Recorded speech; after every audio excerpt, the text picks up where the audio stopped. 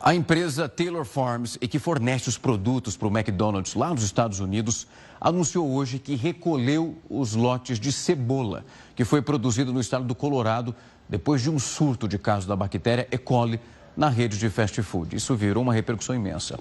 Segundo os Centros de Controle e Prevenção de Doenças nos Estados Unidos, uma pessoa morreu e outras 48 passaram mal depois que elas comeram os lanches, isso em estados que são diferentes no país, entre o final de setembro e o início de outubro. A suspeita é que a cebola usada em determinado lanche, ela estaria contaminada.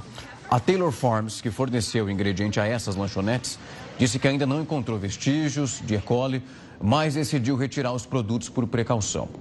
O caso está sendo investigado. Em nota, o diretor da cadeia de suprimentos do McDonald's na América do Norte, César Pina, disse que, de acordo com os protocolos de segurança, todos os restaurantes locais foram instruídos a retirar esse produto dos estoques.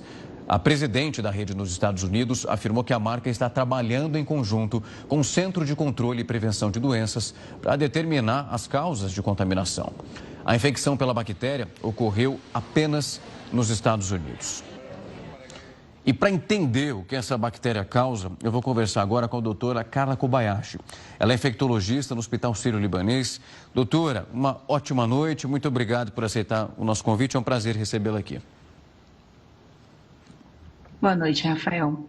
Doutora, eu queria começar a nossa entrevista explicando para as pessoas que nos acompanham nesse momento, a partir do instante que essa infecção acontece, nós acompanhamos um caso de morte. Eu queria entender como o nosso corpo reage a um cenário exatamente como esse que aconteceu nos Estados Unidos.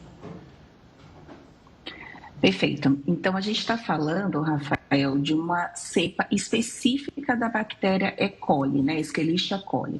A Escherichia coli ela é uma bactéria que ela coloniza o nosso intestino, o nosso trato gastrointestinal, mas algumas cepas específicas elas podem causar aí doença. Uma delas é essa cepa, né, que está envolvida aí nesse surto, né, que é a cepa O157, dois pontinhos H7.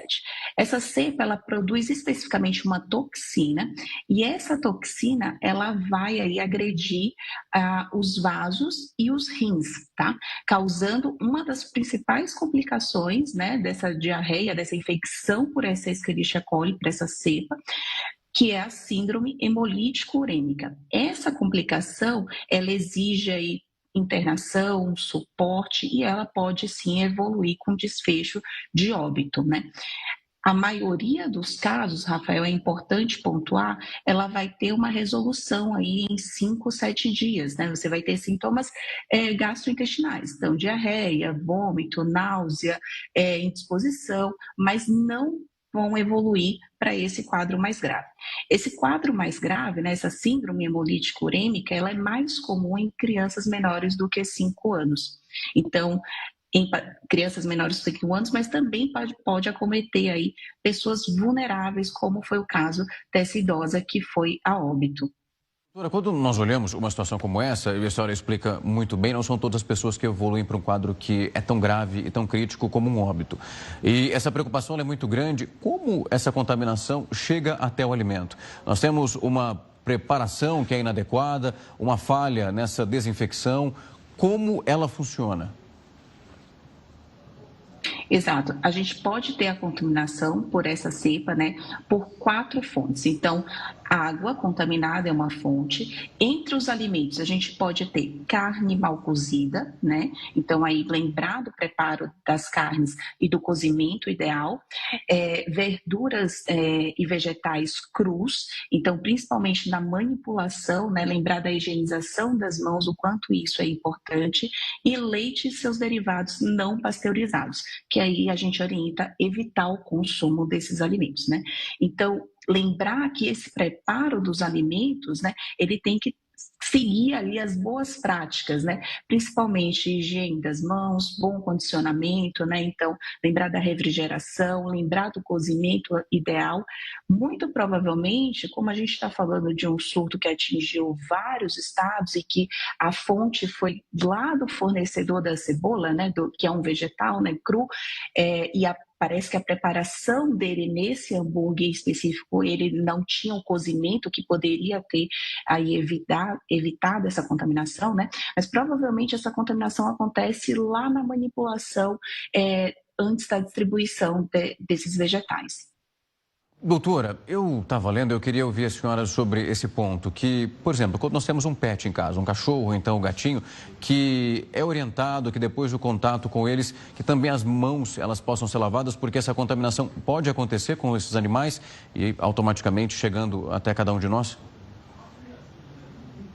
É que não só dessa bactéria em específico, né, Rafael? A gente sabe que os animais eles entram em contato ali com o chão, com outros animais, então você tem que ter um cuidado para contaminação de vírus, bactéria. Então, a higiene das mãos antes e durante o preparo de alimentos, em especial os alimentos crus, ela é fundamental para evitar ou reduzir o risco dessas contaminações.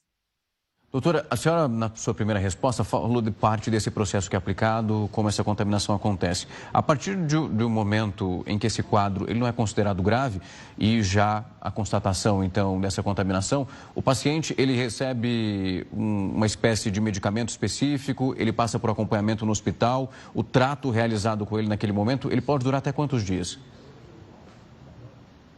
Aquela maioria das pessoas, né, que não vai evoluir para essa complicação, ele pode ter aí o tratamento de suporte em casa mesmo, né, com medicações, com sintomáticos.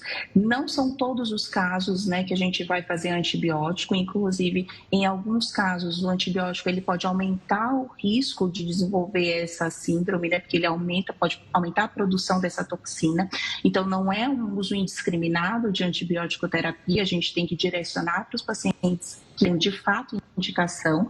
Então, a gente faz um tratamento de suporte para esses pacientes que não evoluem para essa complicação, mas aqueles pacientes, aquela parcela, né, que evolui para essa síndrome hemolítica urêmica, é um quadro grave, e essa sim tem que ser internada, tem que ter um suporte aí muito mais importante, porque vai envolver disfunção nos rins, né, então desenvolve uma insuficiência renal, você pode ter sangramentos, plaquetopenia, que é a queda das plaquetas, então você tem aí algum quadro de maior gravidade. Doutora, quando a gente olha um caso como esse, dessa lanchonete, que é o McDonald's, e uma comida já pronta, nós não temos um acesso a um controle muito grande em relação a isso, porque o alimento já veio, nós não sabemos qual foi o rito até a chegada na nossa mesa. Fora isso, quais são os passos que a gente pode tomar na medida do possível para evitar que isso ocorra? Principalmente quando nós olhamos para idosos, pessoas imunossuprimidas, que são afetadas de um modo que é muito significativo e também muito doloroso.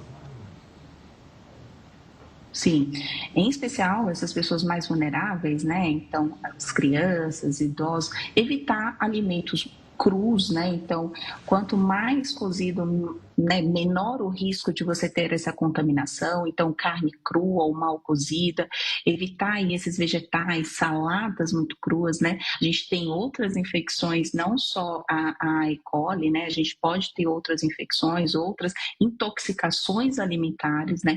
Então, vale a gente ter esse cuidado em relação a saber a procedência desse alimento, do local que está manipulando esse alimento, né? E aí tem uma ação importante da vigilância sanitária nesses estabelecimentos, né? Saber essa procedência, saber se você está consumindo um alimento que tem ali um preparo adequado, principalmente de cozimento, de manipulação, de higiene de mãos, mas de uma forma em geral a gente vai ter um cuidado limitado, né? Porque é a outra pessoa do outro lado que está preparando o seu alimento, né? Doutora, eu queria pegar esse ponto que a senhora trouxe, até para saber se é exatamente assim que funciona. Desse preparamento da carne, por exemplo. Algumas pessoas gostam dela um pouco mais mal passada, tem gente que tempera a carne e aí acaba provando, ele é carne completamente crua.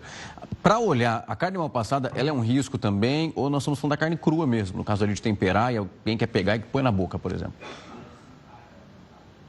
Ela mal cozida, ela já pode ser uma fonte de contaminação, sim. Doutora, eu queria muito agradecer o seu tempo, a disponibilidade para vir aqui, conversar com a gente, explicar um pouco do que significa essa infecção que aconteceu nos Estados Unidos e trazer o alerta, porque pode acontecer também por aqui. Muito obrigado por falar conosco, foi um prazer recebê-la. Obrigada.